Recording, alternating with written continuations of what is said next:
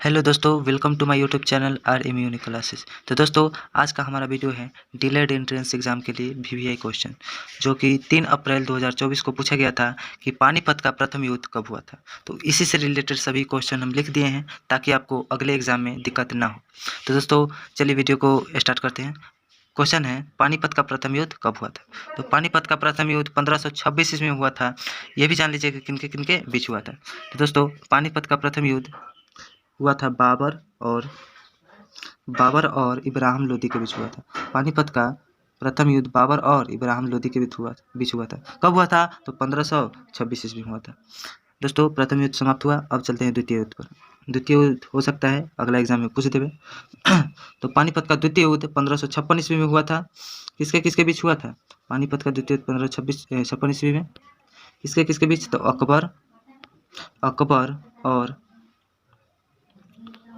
अकबर और हेमू के बीच हुआ था। अकबर और हेमू के बीच हुआ था। ठीक है, तो इसमें विजय कौन हुआ था? तो अकबर हुआ था। और पानीपत के प्रथम युद्ध में विजय कौन हुआ था? तो बाबर हुआ था। और द्वितीय पानीपत के युद्ध में अकबर विजय हुआ था। दोस्तों, नेक्स्ट क्वेश्चन है, पानीपत का तृतीय युद्ध यह 1761 ईस्वी में हुआ था। 1761 ईस्वी में हुआ था। ठीक है, तो इसमें कौन कौन लड़ा था? इसमें अहमद शाह अब्दाली और मराठों के बीच युद्ध हुआ था। तो इसमें विजयी रहा था अहमद शाह अब्दाली। ठीक है दोस्तों, पानीपत का तीसरा युद्ध खत्म हुआ।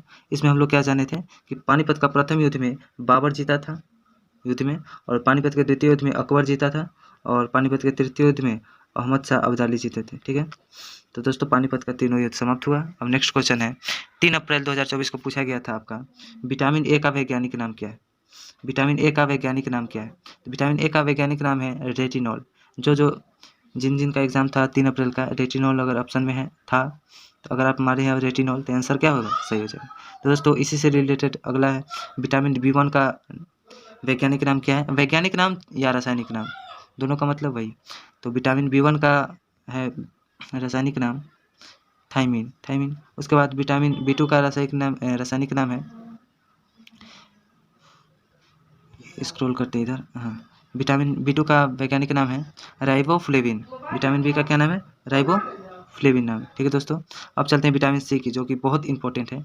विटामिन सी का वैज्ञानिक नाम क्या है? विटामिन सी का वैज्ञानिक नाम स्कॉर्बिक एसिड हो गया दोस्तों। चलिए नेक्स्ट क्वेश्चन है, नेक्स्ट क्वेश्चन की ओर बढ़ते हैं। विटामिन डी का वैज्ञानिक नाम क्या है? तो दोस्तों, जिनको भी एडमिट कार्ड डाउनलोड करने में दिक्कत है, यह वीडियो देख लीजिएगा। वीडियो हम बना चुके हैं और इसी चैनल पे उपलब्ध है। तो दोस्तों, आगे बढ़ते हैं। तो दोस्तों, विटामिन डी का वैज्ञानिक नाम हो जाएगा कोले कैल्सीफेरॉन। ठीक है दोस्तों, नेक्स्ट क्वेश्चन की ओर बढ़ते हैं। अगला क्वेश्चन है, अनुच्छेद से पूछा गया था। अनुच्छेद 356 किससे संबंधित है? 3 अप्रैल को पूछा गया था।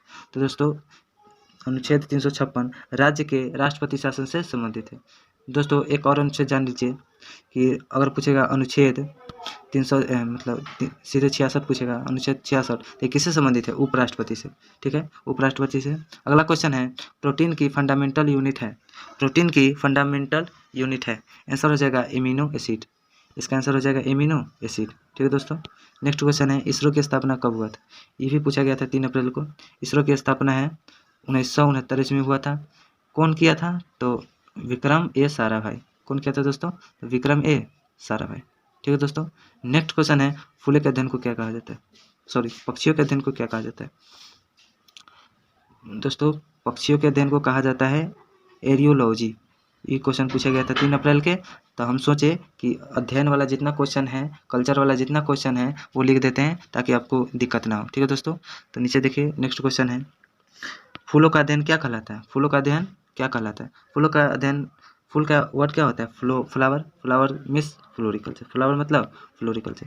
दोस्तों, नेक्स्ट क्वेश्चन है, सब्जियों का अध्ययन क्या कहलाता है? सब्जियों का अध्ययन क्या कहलाता है? तो सब्जियों का अध्ययन कहलाता है ओलेरी कल्चर। सब्जियों का अध्ययन ओलेरी कल्चर कहलाता है। ठीक है दोस्तों, नेक्स्ट क्वेश्चन है, मधुमक्खी पालन को कहते हैं, मधुमक्खी पालन को क्या कहते हैं? तो एपी कल्चर कहते हैं दोस्तों। मधुमक्खी पालन को एपी कल्चर कहते हैं। नेक्स्ट क्वेश्चन है, मछली पालन को कहते हैं, मछली पालन को कहते हैं मत्स्य पालन। मछली पालन को मतलब इसका अध्ययन को क्या कहते हैं? मछली जो पोसते हैं उसको क्या कहते हैं? तो पीसी कल्चर कहते हैं। कौन कल्चर? PC culture. मछली पालन को ही मत्स्य भी कहते हैं, मत्स्य पालन भी कहते हैं। और पिसिकल्चर, ठीक है। मसालों का बगीचा किस राज्य को कहा जाता है, यानी कि किस राज्य में सबसे ज़्यादा मसाला है, तो दोस्तों इसका आंसर हो जाएगा केरल। केरल राज्य में मसाला ज़्यादा है। केरल से क्वेश्चन और समझ लीजिए, जैसे पुर्तगाल के रहने वाले थे एक Vasco D gamma. Vasco D gamma जिन्होंने 1498 ईस्वी में भारत के केरल के कालीकट जो जगह है वहाँ पे आए थे दोस्तों। कब आए थे? 1498 ईस्वी में। यहाँ से पूछ सकता है, पुर्तगाली व्यापारी पुर्तगाल के रहने वाले थे कौन? वास्को डी गामा, जो कि 1498 ईस्वी में आए थे। 1498 ईस्वी में आए थे। कहाँ आए थे? तो केरल में आए थे। ठीक है दोस्त, आगे बढ़ते हैं। अनुच्छेद 66 ये तो बता चुके हैं दोस्तों, उपराष्ट्रपति से संबंधित है। अगला है उपमा अलंकार। उपमा अलंकार का आंसर क्या हो जाएगा? उपमा का मतलब ही होता है एक दूसरे के कंपेयर करना, एक दूसरे का कंपेयर करना। जैसे कि इसका उदाहरण है चंद्रमुख, इसका उदाहरण है चंद्रमुख, यानी चांद जैसा मुखरा, चांद जैसा मुखरा, चांद के जैसा एकदम, मतलब समझ रहे फीलिंग को समझिए, मतलब चांद के जैसा क्या कर रहा है? उपमा दे रहा है। तो उपमा अलंकार का उदाहरण क्या हो जाएगा? चंद्रमुख। अगला क्वेश्चन है, सांभर झील कहाँ पर स्थित है? सांभर झील राजस्थान के जयपुर में स्थित है। राजस्थान के जयपुर में स्थित है। दोस्तों 20 क्वेश्चन कंप्लीट हुआ, आगे बढ़ते हैं। अगला क्वेश्चन है, पीला सोना कौन सी फसल को कहा जाता है? तो दोस्तों पीला सोना जो कहा जाता है सोयाबीन को कहा जाता है। पीला सोना सोयाबीन को कहा जाता है, ठीक है। चींटियों के अध्ययन को क्या कहते हैं? अध्ययन से यहाँ भी क्वेश्चन है, चींटियों के अध्ययन को क्या कहते हैं?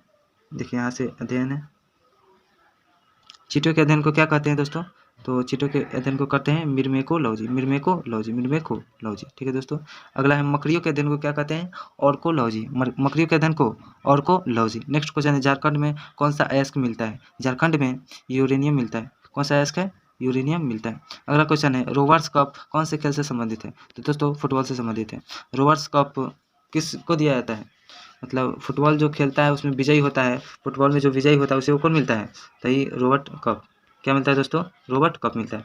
तो दोस्तों अगर वीडियो अच्छा लगा तो लाइक करें, सब्सक्राइब करें चैनल को और कमेंट करें इसी से रिलेटेड वीडियो देखने के लिए। ठीक है दोस्तों, तो आज के लिए इतना ही।